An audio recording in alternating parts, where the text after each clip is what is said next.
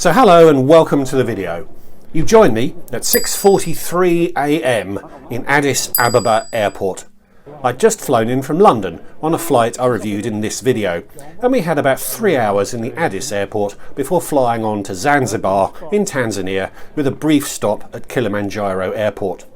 I say we because I was travelling with my mate Steve. Say hi, Steve. Hi, Steve. And we were going to be flying in economy class on one of Ethiopian's 737s.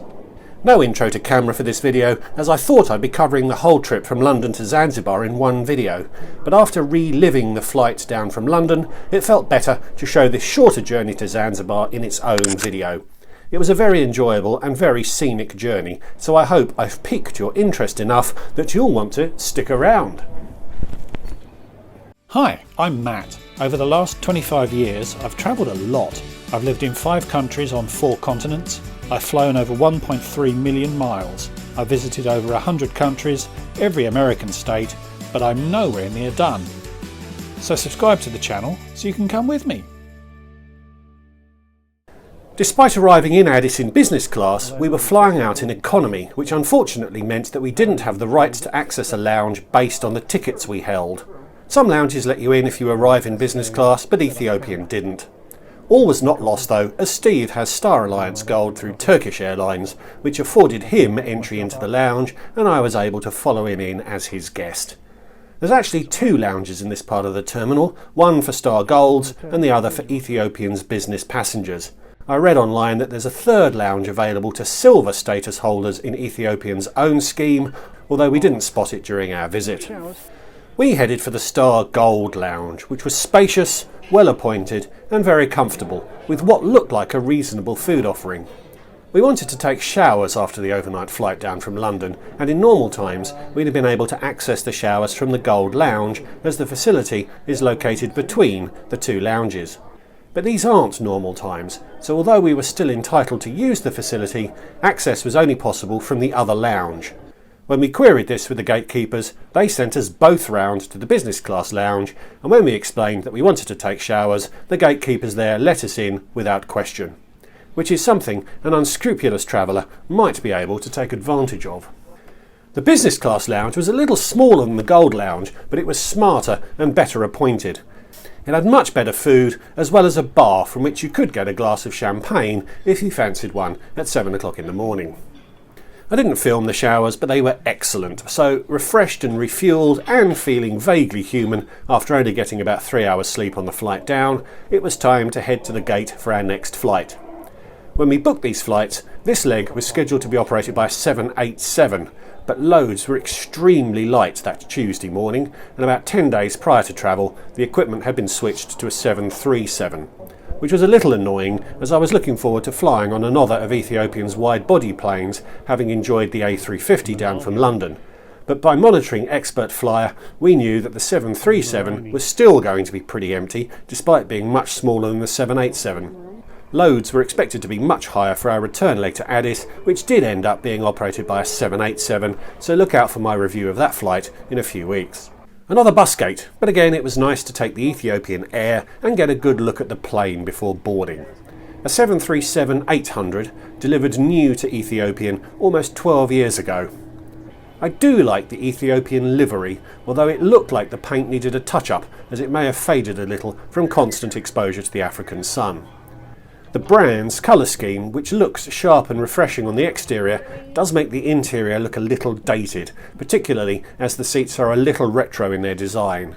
Red for the 16 business class seats and green for the 138 economy seats.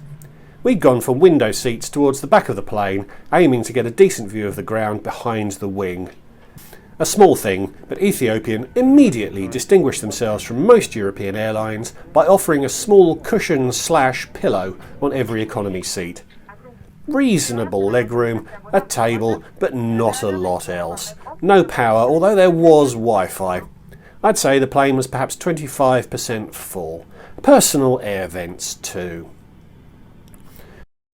So we took off pretty much on time for the 2.5-hour leg south to Kilimanjaro, or Gyro as the pilots preferred to call it. I will certainly head back to Addis at some point to look around. This kind of literal flying visit is quite frustrating, as you do get to see the city, but you are separated from it in the airport bubble, so don't get to actually experience it. Ethiopian offers a bid to upgrade process, which we'd taken advantage of on the flight down from London. Despite an upgrade on this leg being available for a very appealing £110, business class on a 737 didn't particularly appeal, particularly as we were confident of being able to spread out in economy and we weren't looking to empty the drinks trolley on this morning flight. Steve sat in the row behind to also get a window view, but his tray table wouldn't stay latched and deployed pretty much every time I breathed, so we moved further back in the plane after takeoff, which had the added benefit of improving the view from the window.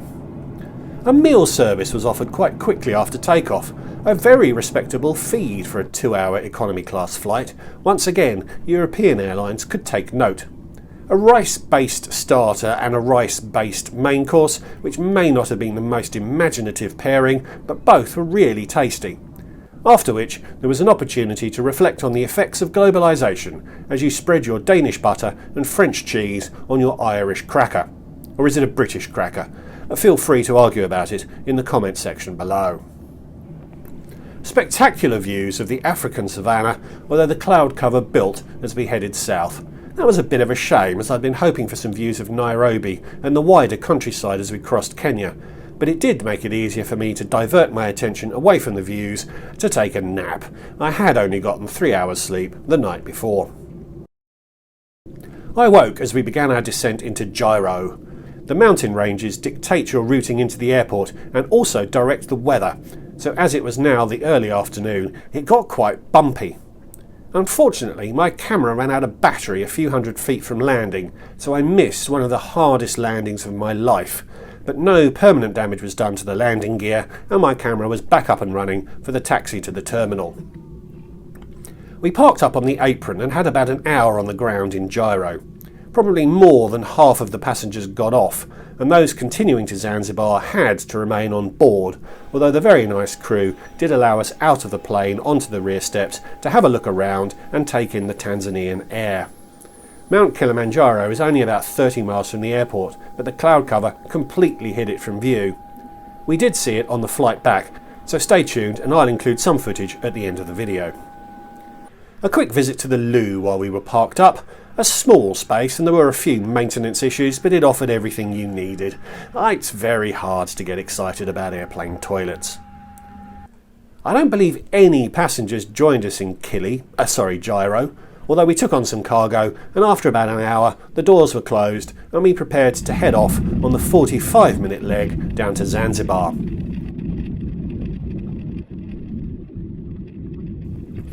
It was a short flight, but once again Ethiopian put European airlines to shame by offering a snack and a drink on this very short sector.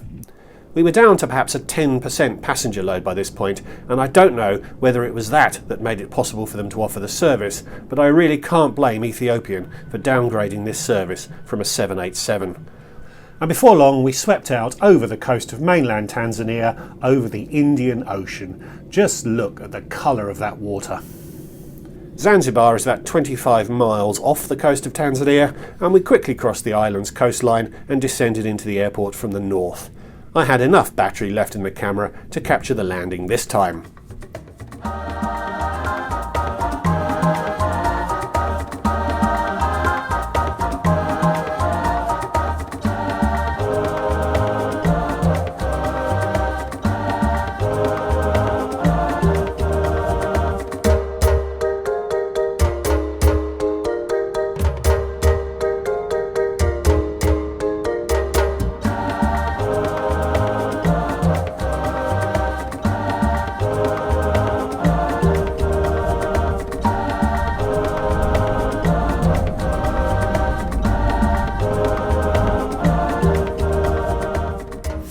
I was really surprised to see wide-body jets from Air France, Oman Air and 2 from Qatar on the ground at the airport.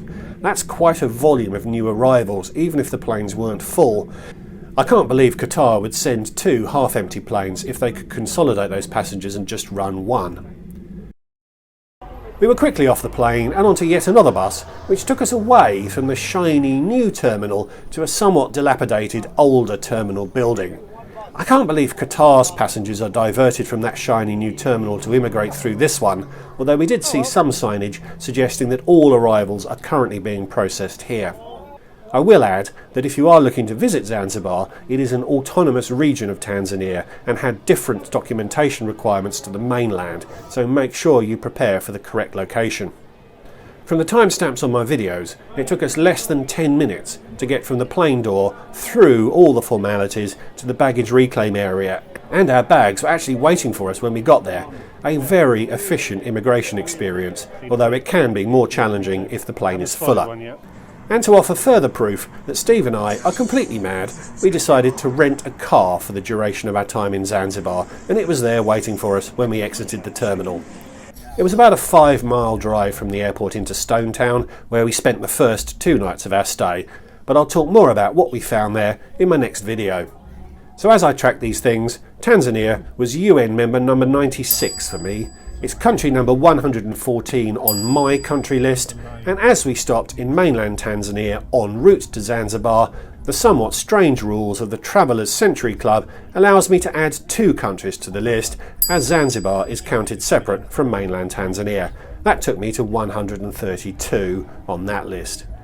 Check out this video for more on that sort of country count nonsense if it sounded interesting to you. So to wrap things up, another great flight with Ethiopian. The plane was a little old and had a few quirks, shall we say, but the crew were really friendly and attentive, and the service on a relatively short economy flight put many European airlines to shame. And as Ethiopian awards 100% of miles flown for economy flights, that short flight earned me more points into my Aegean Airlines account than some business class flights within Europe have. So please like this video if you enjoyed it, like it if you didn't, and leave me a comment. Ever been to Tanzania? Ever climbed Kilimanjaro? Indeed, do you climb it or do you walk up it? Please subscribe if you're new, and if you'd like to support me more directly, check out my Patreon page, which will be linked in the description below. So thanks for watching, and I'll see you all in the next one. Goodbye.